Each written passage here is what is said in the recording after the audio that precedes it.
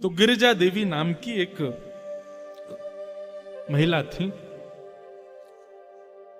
पता नहीं क्यों उनके हृदय में एक अदृश्य से ठाकुर जी के प्रति प्रेम प्रकट हो गया। एक दिन सहज ही अपने पति से कहा, मुझे वृंदावन जाना है। पति ने कहा, ठीक है, कल तुम्हारी व्यवस्था कर देते हैं, वृंदावन चली जाओ। ज्यादा नहीं, 50, 60, 100 वर्ष पुरानी बात होगी, ज्यादा से ज्यादा। लेकिन मैं केवल जाके दर्शन करके वापस आने के लिए नहीं मांग रही हूं आज्ञा, मैं सदा के लिए वृंदावन ही रहूंगी, मैं वापस नहीं आऊंगी। पति ने पहले तो बहुत मना किया, बहुत दिन तक उसकी आज्ञा का, बोले ऐसे कैसे जाने दूंगा, कहां रहोगी, क्या कहो, बोले वो नहीं पता, बस मुझे वृंदावन जाने दो। जब स्थिति ऐसे होने लगी, कृष्ण विरह का ज्वर चढ़ने लगा, बुखार आने लगा, किसी भी औषधि से भी वो बुखार दूर नहीं होता था, तो पति ने यही सोचा, उसी में भलाई है कि इनको वृंदावन भेजो। और वृंदावन आई। श्री राधा रमण जी की अनन्य भक्त, सदा उन्हीं के दर्शन करते, उन्हीं की लीला का अनुभव करते। कभी ठाकुर जी स्वप्न में आते, कभी अनुभव में आते, कभी मंदिर में वो दर्शन कर रही होती तो उनको अनुभव होता कि कंधे पे बैठे हैं मेरे और मुझे ऐसे करके देख रहे हैं, ऐसा उनको अनुभव होता धीरे धीरे। लेकिन जैसे ही वो उस अनुभव में प्रवेश करती, ठाकुर जी अंतर्ध्यान हो जाते, उनको ये पीड़ा सहन नहीं होती। वो राधा रमन जी से कहती, आप आते ही क्यों जब आपको मिलना ही नहीं है, तो आप मुझे स्वप्न में क्यों दिखते हो जब आपको निरंतर रहना ही नहीं है, तो मुझे स्पर्श करके क्यों जाते हो जब मेरा स्पर्श नहीं आपको करवाना है, तो मत किया करो आप ऐसे। मैं नित्य मंदिर आऊं, आपको देखूं, चली जाऊं, यहीं तक भक्ति रहने दो ना, आप क्यों मुझे पीड़ा देते हो। ये गोपियों की स्थिति भागवत में यही है। नेह किम वदः विष जलाप्यया व्याल राक्षसा वर्षमारुता वैद्युतानला। गोपी गीत, गोपी गीत में गोपियां क्या कहती हैं, नाथ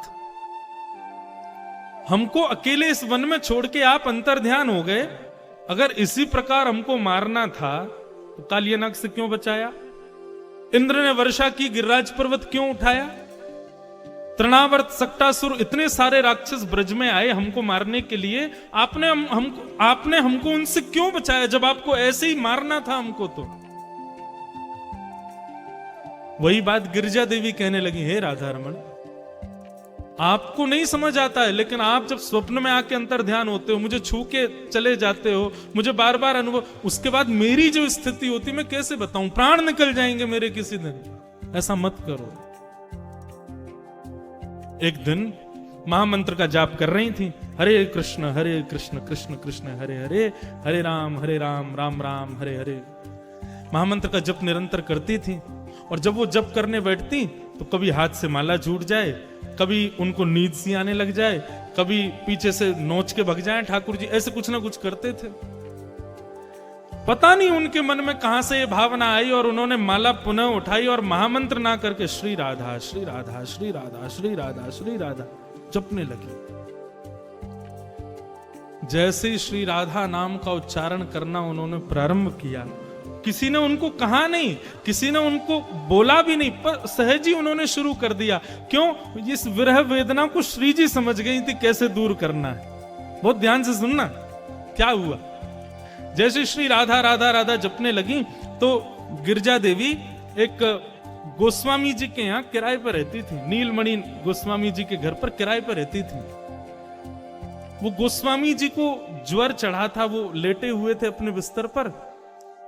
अचानक बिस्तर पर लेटे लेटे उनको पता नहीं क्या हुआ, वो कहने लगे, गिरिजा देवी को बुलाओ, गिरिजा देवी को बुलाओ, गिरिजा देवी को बुलाओ। लोग दौड़े दौड़े गए, अरे गिरिजा देवी, गोस्वामी जी पुकार रहे हैं, जल्दी चलो।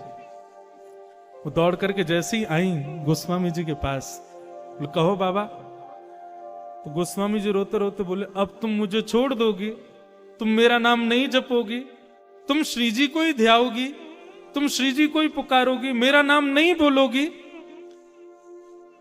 ये भाव सुनते ही गिरजा देवी स्तब्ध हो गई, बोले ये हुआ क्या।